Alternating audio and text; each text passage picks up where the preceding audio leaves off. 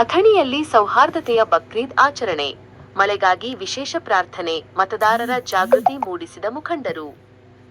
ಅಥಣಿ ಬೆಳಗಾವಿ ಜಿಲ್ಲೆಯ ಅಥಣಿ ತಾಲೂಕಿನ ಅಥಣಿ ಪಟ್ಟಣದ ಈದ್ಗಾ ಮೈದಾನದಲ್ಲಿ ಬಕ್ರೀದ್, ಈದುಲ್ ಅಜ್ಹಾ ಹಬ್ಬವನ್ನು ಅತ್ಯಂತ ಸಡಗರ, ಸಂಭ್ರಮ ಹಾಗೂ ಶ್ರದ್ಧಾಭಕ್ತಿಯಿಂದ ಆಚರಿಸಲಾಯಿತು.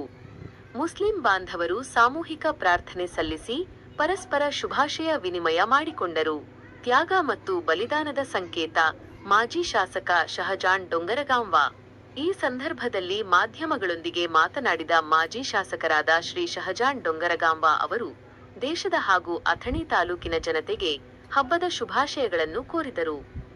ಬಕ್ರೀದ್ ತ್ಯಾಗ ಮತ್ತು ಬಲಿದಾನದ ಹಬ್ಬವಾಗಿದೆ. ಪ್ರವಾದಿ ಇಬ್ರಾಹಿಂ ಅಲೈಹಿಸ್ಸಲಾಂ ಅವರು ದೇವರ ಆದೇಶದಂತೆ ತಮ್ಮ ಅತ್ಯಂತ ಪ್ರೀತಿಯ ವಸ್ತುವನ್ನೇ ತ್ಯಾಗ ಮಾಡಲು ಸಿದ್ಧರಾದ ನೆನಪಿಗಾಗಿ ಈ ಹಬ್ಬವನ್ನು ಆಚರಿಸಲಾಗುತ್ತದೆ. ಇದೇ ಸಂದರ್ಭದಲ್ಲಿ ವಿಶ್ವದಾದ್ಯಂತ ಕೋಟ್ಯಂತರ ಮುಸ್ಲಿಂ ಬಾಂಧವರು ಮಕ್ಕಾ ನಗರದಲ್ಲಿ ಹಜ್ ಯಾತ್ರೆ ಕೈಗೊಂಡಿದ್ದು, ದೇವರು ಅವರ ಎಲ್ಲಾ ವಿಧಿವಿಧಾನಗಳನ್ನು ಪೂರ್ಣಗೊಳಿಸಿ ಯಾತ್ರೆಯನ್ನು ಅನುಗ್ರಹಿಸಲಿ ಎಂದು ಪ್ರಾರ್ಥಿಸುತ್ತೇನೆ ಎಂದರು. ಮಳೆಗಾಗಿ ಮತ್ತು ಸೌಹಾರ್ದತೆಗಾಗಿ ವಿಶೇಷ ಪ್ರಾರ್ಥನೆ. ಪ್ರಸಕ್ತ ಸಾಲಿನಲ್ಲಿ ಮಳೆಯಾಗದೆ ರೈತರು ಕಂಗಾಲಾಗಿದ್ದು, ಬರಗಾಲದ ನೆರಳು ಆವರಿಸಿದೆ. ಈ ಹಿನ್ನೆಲೆಯಲ್ಲಿ ಈದ್ಗಾ ಮೈದಾನದ ಪ್ರಾರ್ಥನೆಯಲ್ಲಿ ರಾಜ್ಯದಲ್ಲಿ ಶೀಘ್ರವಾಗಿ ಉತ್ತಮ ಮಳೆಯಾಗಲಿ, ರೈತರ ಬೆಳೆಗಳು ಚೆನ್ನಾಗಿ ಬರಲಿ ಮತ್ತು ನಾಡು ಸುಭಿಕ್ಷವಾಗಲಿ ಎಂದು ದೇವರಲ್ಲಿ ವಿಶೇಷವಾಗಿ ಪ್ರಾರ್ಥಿಸಲಾಯಿತು. ಮುಂದುವರಿದು ಮಾತನಾಡಿದ ಡೊಂಗರಗಾಂವ ಅವರು, ನಾವೆಲ್ಲರೂ ಭಾರತೀಯರು. ಹಿಂದೂ ಮುಸ್ಲಿಂ ಬಾಂಧವರು ಸೋದರತ್ವ, ಪ್ರೀತಿ ಮತ್ತು ಶಾಂತಿಯಿಂದ ಸಮೃದ್ಧವಾಗಿ ಬಾಳುವಂತಾಗಲಿ ಎಂದು ಹಾರೈಸಿದರು. ಅಲ್ಲಾಹು ಅಕ್ಬರ್, ಅಲ್ಲಾಹು ಅಕ್ಬರ್, ಲಾ ಇಲಾಹ ಇಲ್ಲಲ್ಲಾಹು, ಅಲ್ಲಾಹು ಅಕ್ಬರ್, ಅಲ್ಲಾಹು ಅಕ್ಬರ್ ವಲಿಲ್ಲಾಹಿಲ್ ಹಮ್ದ್. ಇವತ್ತು ಇಡೀ ಜಗತ್ತಿನಾದ್ಯಂತ ಏನು ಒಂದು ಬಕ್ರೀದ್ ಹಬ್ಬ ಅಂದರೆ ಇದು ವಿವಾಹ ಆಚರಣೆ ಮಾಡ್ತಾ ಇದ್ದೀವಿ. ಈ ನಿಮಿತ್ತ ಕನ್ನಡ ನಾಡಿನ ವಿಶೇಷವಾಗಿ ಅಥಣಿ ತಾಲೂಕಿನ ಸಮಸ್ತ ಜನತೆಗೆ ಶುಭಾಶಯಗಳು. ಇದು ತ್ಯಾಗ ಮತ್ತು ಬಲಿದಾನದ ಒಂದು ಹಬ್ಬ. ನಮ್ಮ ಪ್ರವಾದಿ ಇಬ್ರಾಹಿಂ ಅಲೈಹಿಸ್ಸಲಾಂ ಅವರು ಆ ದೇವರ ಆದೇಶದಂತೆ ತಮ್ಮ ಅತ್ಯಂತ ಪ್ರೀತಿಯ ವಸ್ತುವನ್ನು ತ್ಯಾಗ ಮಾಡುವ ಸಲುವಾಗಿ ಆದೇಶ ಮಾಡಿದಾಗ ಅದನ್ನು ಪಾಲನೆ ಮಾಡಿರುವಂಥದ್ದು ಅದೇ ಮುಂದುವರೆದು ಬಂದಿದ್ದು ಬಕ್ರೀದ್ ಹಬ್ಬ ಇವತ್ತಿನವರೆಗೆ ನಡೆದಿದೆ.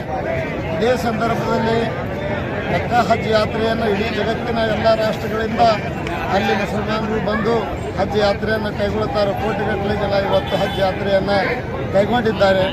ಅವರ ಎಲ್ಲ ವಿಧಿವಿಧಾನಗಳು ಅಂದರೆ ಎಲ್ಲ ಅರ್ಕಾನ್ಗಳು ವಿಧಿವಿಧಾನಗಳು ದೇವರು ಪೂರ್ಣಗೊಳಿಸಲಿ.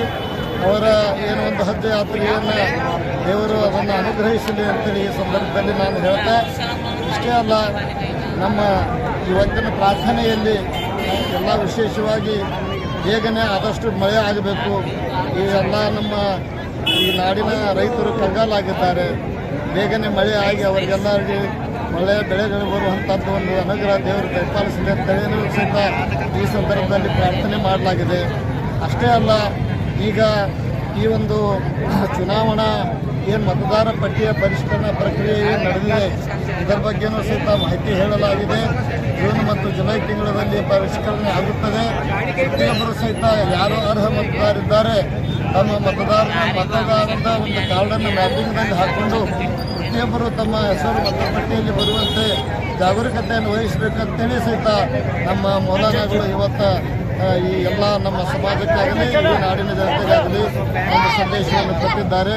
ಅದಕ್ಕಾಗಿ ಕೊನೆಯದಾಗಿ ಈ ನಾವು ಭಾರತೀಯರು ಎಲ್ಲ ಭಾರತ ದೇಶದ ಜನರು ಹಿಂದೂ ಮುಸ್ಲಿಮರು ಸಹೋದರತ್ವದಿಂದ, ಪ್ರೀತಿಯಿಂದ, ಸಮೃದ್ಧಿಯಿಂದ, ಶಾಂತಿಯಿಂದ ಬಾಳುವಂಥ ಒಂದು ಅನುಗ್ರಹ ದೇವರು ದಯಪಾಲಿಸಲಿ ಅಂತೇಳಿ ಈ ಸಂದರ್ಭದಲ್ಲಿ ಪ್ರಾರ್ಥನೆ ಮಾಡ್ತೇನೆ.